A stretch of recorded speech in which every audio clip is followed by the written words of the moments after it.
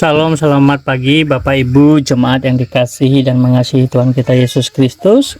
Berjumpa lagi bersama saya Usman dalam program Renungan Harian GKR Resort Pulang Pisau. Pada pagi yang indah ini kita bersama-sama merenungkan firman Tuhan dari Yeremia pasal 3 ayat 1-5 yang saya beri judul atau tema pertobatan kepada Tuhan. Bapak, Ibu, Saudara yang dikasihi dan mengasihi Tuhan kita Yesus Kristus, Yeremia pasal 3 ayat 1-5 ini adalah bagian penting dalam kitab Yeremia yang berbicara tentang pertobatan kepada Tuhan. Dalam pembacaan kita atau dalam pasal 3 ayat 1-5 ini mengisahkan hubungan Allah dan Israel dan bagaimana dosa mereka membawa mereka kepada perceraian. Perceraian yang dimaksudkan ialah mereka ditawan atau dibawa sehingga bangsa ini tercerai-berai, tidak lagi dalam satu kesatuan sebagai bangsa, tetapi mereka tercerai-berai oleh karena ada yang dibawa ke pembuangan, ada yang ditawan sebagai tawanan karena mereka kalah dalam peperangan.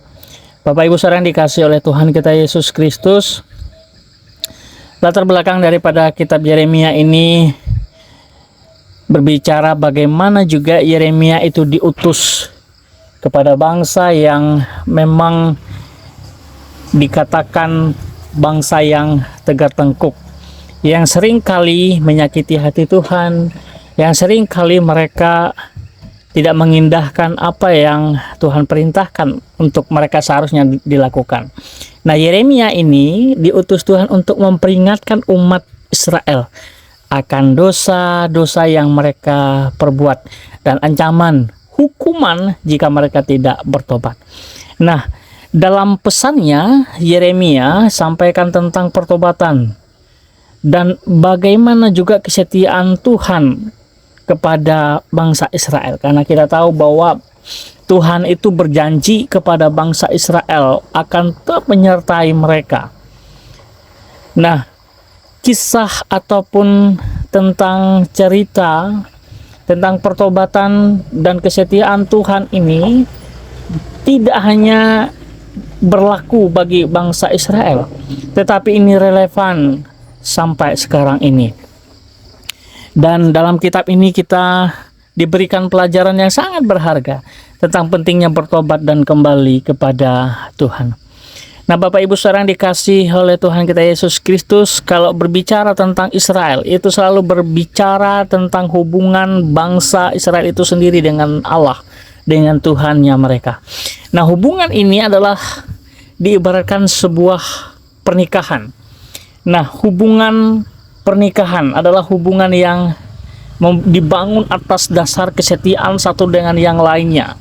Nah, dalam hubungan antara Israel dengan Allah itu seperti hubungan sebuah pernikahan, di mana Tuhan digambarkan sebagai suami yang setia dan Israel itu sebagai istri.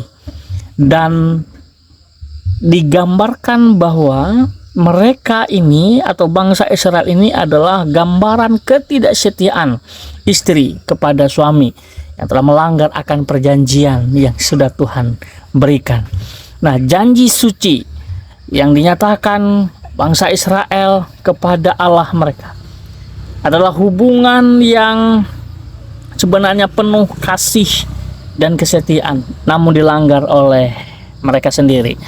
Nah, dosa-dosa Israel itu menyebabkan perceraian. Saya katakan tadi bahwa mereka itu tercerai-berai, dalam artian mereka tidak lagi menjadi satu kesatuan sebagai umat. Mereka terserak ke berbagai tempat. Nah, penyebab Israel sehingga terjadi perceraian ini adalah mereka melakukan dosa-dosa. Dosa penyembahan berhala. Israel meninggalkan Tuhan dan menyembah dewa-dewa lain, melanggar perjanjian Tuhan, ketidaksetiaan mereka kepada Tuhan. Mereka tidak lagi mentaati hukum-hukum Tuhan dengan hidup dengan tuntunan dosa yang menuntun mereka terus untuk kepada dosa, dan cenderung mereka lebih kepada melakukan pelanggaran di hadapan Tuhan. Nah, panggilan Tuhan kepada bangsa Israel adalah untuk bertobat, untuk kembali kepada Tuhan. Makanya Tuhan itu mengutus Yeremia untuk memberitakan akan kabar pertobatan itu.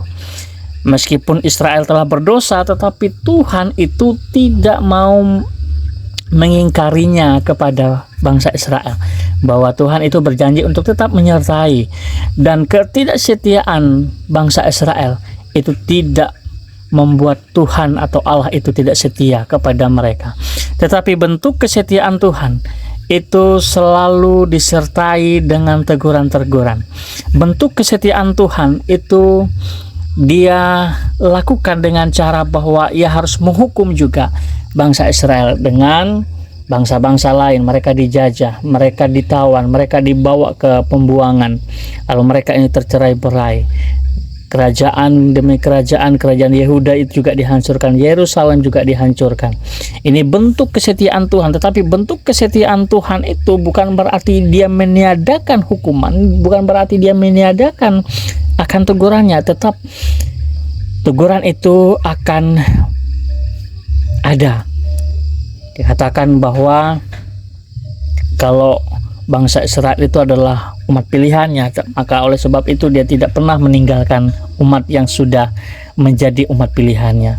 Kesetiaan Tuhan itu selalu menawarkan dan memberikan tangannya untuk memegang mereka kembali, untuk menerima mereka kembali yang mau datang kepada Tuhan.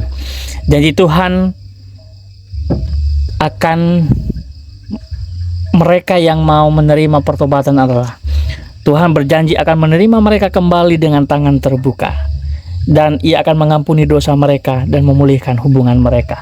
Hubungan antara Tuhan dengan umatnya itu akan dipulihkan dengan satu catatan, bahwa mereka harus kembali kepada Tuhan, menyadari bahwa mereka berdosa di hadapan Tuhan. Nah, syarat-syarat pertobatan yang sejati adalah kembali kepada Tuhan.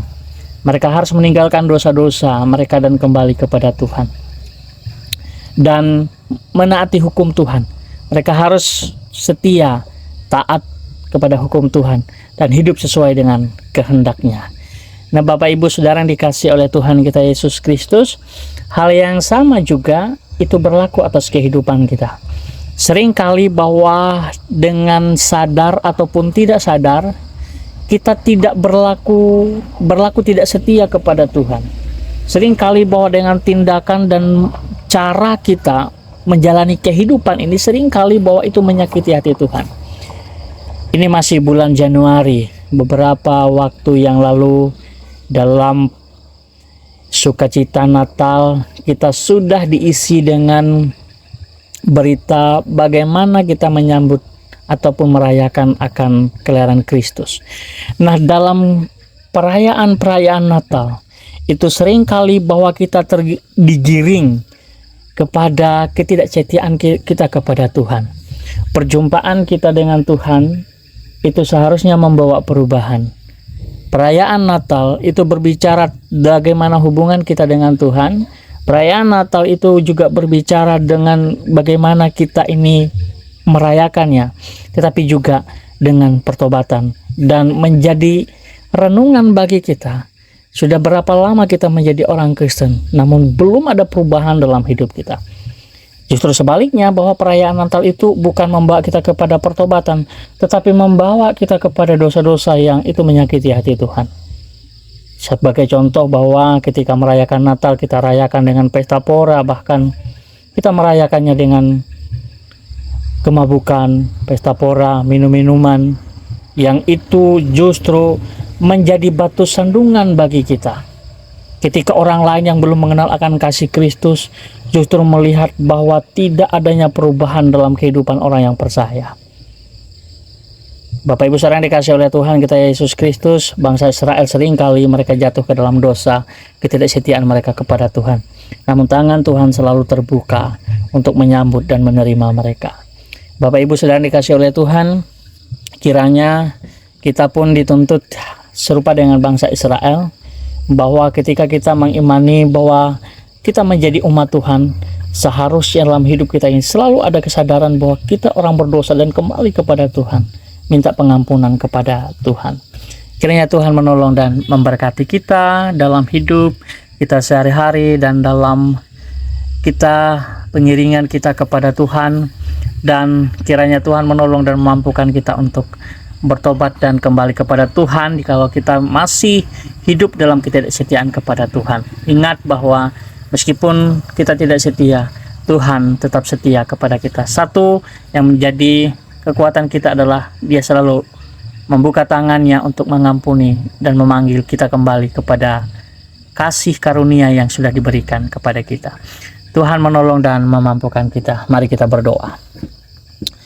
Bapa di sorga, kami mengucap syukur untuk kasih karunia Tuhan dalam hidup kami. Dan hari ini kami bersyukur buat kebaikan dan kemurahan-Mu.